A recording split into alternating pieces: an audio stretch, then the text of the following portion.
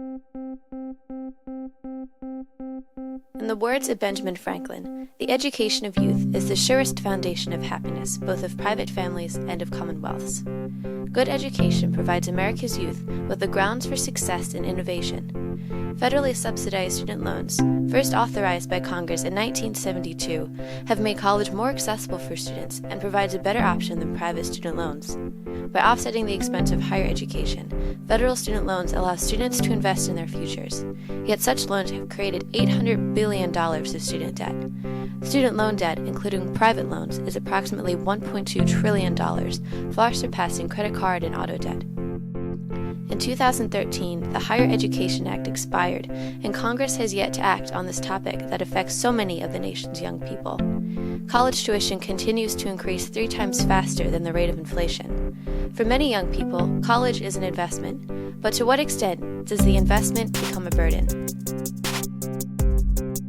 If someone wants to go to college, they should be able to go to college without having staggering debt. Students are going to be forced to finance their educations with more and more debt. My family and I have visited several colleges to explore different options. As a junior in high school, there are many considerations I have to take when making a college decision. I'm here at the University of Pennsylvania, one of my first choices because of its digital media design engineering program. But even if I do get accepted, there's the question of tuition. The cost of college tuition is increasing 3 times faster than the rate of inflation. At the same time, the college premium has risen greatly over the past decade, increasing the demand for higher education. But to what extent should students burden themselves with debt?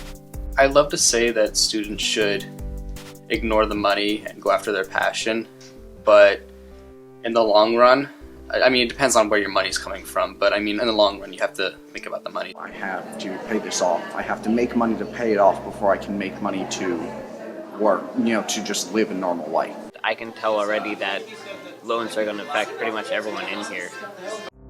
As of 2013, about 55% of full-time, 4-year college students have a federal loan. On average, students borrow about $30,000.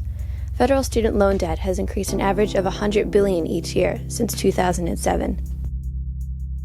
It is theorized that, similar to the housing crisis, higher education is valued higher than its actual worth, a bubble that will eventually pop.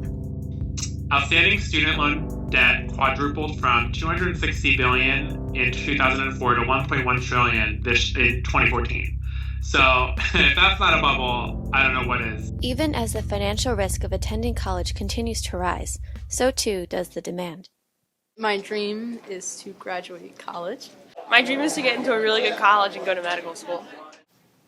Over the past several years, the demand for higher education has increased significantly. Because the supply of higher education is relatively inelastic, an increase in demand yields a high increase in price. Congress implemented the Higher Education Act in 1965. It was the first to establish broad-based loan and grant programs. In 1972, federal student loans became available for students with financial need. In 1988, the Federal Guaranteed Student Loan Program was renamed the Robert T. Stafford Student Loan Program. Along with federally subsidized student loans, the federal government also offers grants and financial aid under the Title IV program. Today, more than 9 million students are Pell Grant recipients. Many economists believe that the availability of federal loans and grants have caused colleges and universities to raise their tuitions. This idea is known as the Bennett hypothesis. The idea is that subsidies leads to easier consumption, which then leads to increased demand and subsequently higher costs. Yet many economists argue that there is not enough empirical evidence to support that the Bennett hypothesis is true. Curious to see what my peers would think of this hypothesis, I opened it up to a classroom debate. Drive up college prices, and we will start with that first man. So instead of seeing the federal aid pushing on prices, I really see the fact that colleges have made our society believe that we have to go to college. Granting more federal financial aid that increases the ability of people to go to college. So more people will take that ability, and that's what's going to artificially drive up demand. So I feel like just looking strictly at the definition of demand, it makes sense as to why the Bennett hypothesis will be proven true. To make it like a rule that applies everywhere, and because of the lack of ceteris paribus, I think it's kind of pointless to argue for it? There has been a lot of research as to what the effect federal aid is having on college prices. A lot of them aren't really conclusive. I don't think that there's a lot of merit to that. I think we can point to definitely other reasons why we see college tuition rising. Government subsidies have impacted upon rising tuition costs, and it's a conundrum here. But if we went the way your view of the free market route, what we would have done is we would not have done that. We would not have increased Pell Grants, for example, and there'd be 9 million fewer students in college. In 2013, the Higher Education Act expired in Congress. As college tuitions continue to rise, the question remains, is Congress being accountable to its younger citizens?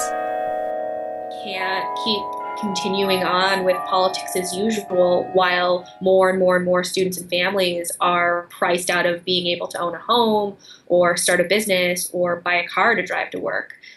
Interest rates have increased from congressionally fixed to market-based fixed, worsening students' burden. A bill that would allow students to refinance their student loans was blocked. Student loan forgiveness programs have been enacted, reducing students' burden but potentially encouraging colleges to increase tuitions. Obama recently proposed 2 years of free community college, but many speculate that it will be nothing but a talking point in Congress. There are no signs that the student loan debt crisis will slow down anytime soon. We have to be working on providing the best information in the best format for students and families. A lot of people do not know the full extent of their options before they sign up. As my peers and I make a decision about college, it is important to remember what Benjamin Franklin said. An investment in education pays the best interest. Franklin's quote is indeed true, so long as the investment is wise and carefully planned.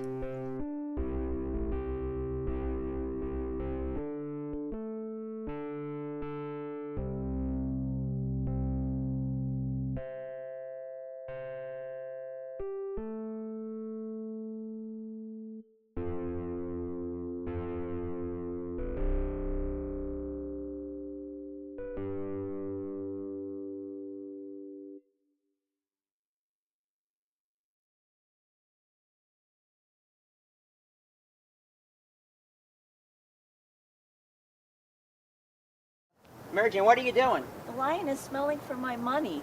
I don't think there's enough in there. Probably not.